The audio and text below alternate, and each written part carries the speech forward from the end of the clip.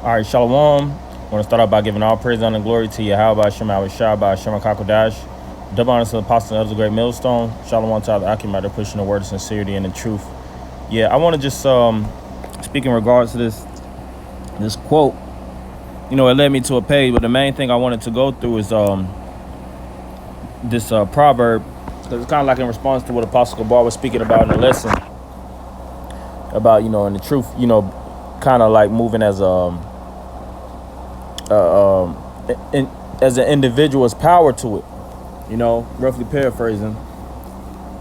And it definitely is, you know, when you move with a level of wisdom and you're, like the scriptures speak about, enduring hardness as a good soldier. You go through these different courses within your walk, and even though they're tough, you know, you know how to individualize yourself, know how to stand on certain purposes.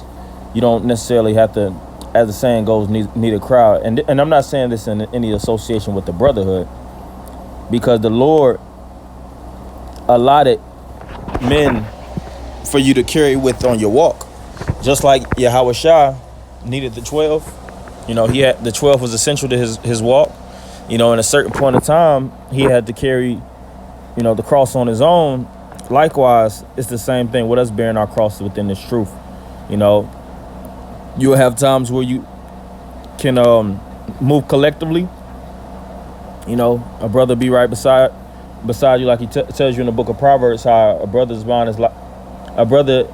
is like a medicine. So he's like a remedy from the hell that you may face. You know, you can call a bro, he can give you sound advice, give you points of wisdom, you know, and keep your head within the game, you know. And there's certain points within the walk where you lean upon your own faculties with the wisdom, knowledge, and understanding that Yahweh Shema Shah has disposed of unto you, and you carry that, you know, through the distance, you know. And that's why our mentalities have to stay strong, you know, because some brothers move in a little bit more solidarity than the others, you know. But that's the path that we carry until we make it to the finish line. Because in the kingdom of heaven, we're going to all, you know, collectively be at one, so to speak. You know, scripture speak about the festivities. It speaks about how the blessings is going to overtake us. All the good things that we're going to desire is going to pay off. But right now, we all have a course, you know, to walk, and we have to walk accordingly. So, as this quote is saying, it says, if you want to go fast, go alone. If you want to go far, go together. You know, so I was like, when I seen this before, I was like, yeah, this is pretty heavy standard of thought. You know, if you want to go fast, go alone. You know, because of course, collectively, it's becomes difficult. You know, that's why, you know, even the scriptures speak about, you know, taking heed. You know, take heed what you could do, what you're capable of. Some things within life, you can't bring the crew along, so to speak. Some stuff that brothers have to go through, you have to go through that individually. The Lord tailor-made certain hell for you to go through. The scriptures tells you that in the book of 2nd Esdras. I'm gonna get it. 2nd Esdras 7, how pretty much the fire is so hot that only one man could go in at a time.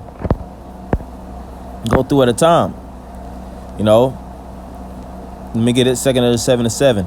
The entrance thereof is narrow and is set in a dangerous place to fall, like as if there were a fire on the right hand and on the left a deep, and one only path between them both, even between the fire and the water, so small there could but one man go there at once. Verse 9, if this city now were given unto a man for an inheritance, if he never shall pass the danger set before it, how shall he receive this inheritance? Yeah, so we have to go through it, you know, one by one. You know, even though this is a collective path, how we all worship Yahweh Shema shine sincerity and the truth, you know, brothers within their specific quarters and and things of that nature, at the end of the day, Satan does attack us collectively, but the hardships are really hardest when you're on your own. You get a new connection with yourself. You learn more things about yourself. You see your patience. You see your temperament. You know, that's why the scriptures speak about he that is temperate speaks about being temperate in all things, which goes into balance. You know, and different brothers have different levels of temperament. You know, let me see.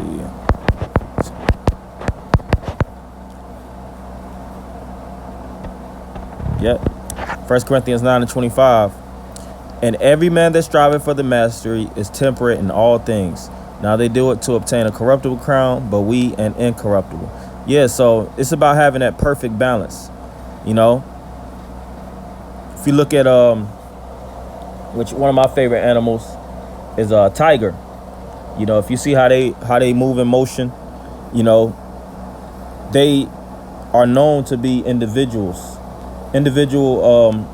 hunting animals, you know, that move on their own course, you know, and they have a successful kill rate enough to carry them, you know, throughout the course of their lives. They know they know their strengths, they know their weaknesses, you know. But then you'll have certain animals that are just better collectively, you know. So it's all about even knowing your medicine, knowing the things that balance you within this walk, because some brothers do significantly better collectively, some brothers do significantly better individually, you know. But nonetheless, it has to be balanced, and the mission that's set before us, we have to be tuned and wired perfectly to make it through. All right, because the scriptures even speaks about how two are better than one. You see? So going back to going fast, but if you want to go further, go collectively, because sometimes in this walk you'll go far individually, but sometimes you have to readjust, link. Scripture says, forsake not the fellowing of your assembling of yourselves together. You know, you know what I'm saying, tune back in with brothers, you know, whether it's fellowshipping, whether it's just calling a brother, you know, getting certain stuff off your chest, certain things out of your spirit, so that you can actually have a healthy mindset to continue in this path, because it is hard. You know, even when verse 22, where Paul spoke about, till the weak became I as weak, that I might gain the weak. I made all things to all men, that I might by all means save some. Yeah, so you become weak.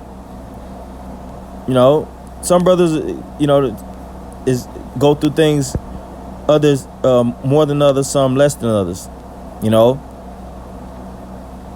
But it's about continuing and striving to receive that crown. All right, we all are fighting for that crown, that penny, you know, and to keep the perfect headspace. That's what's most essential.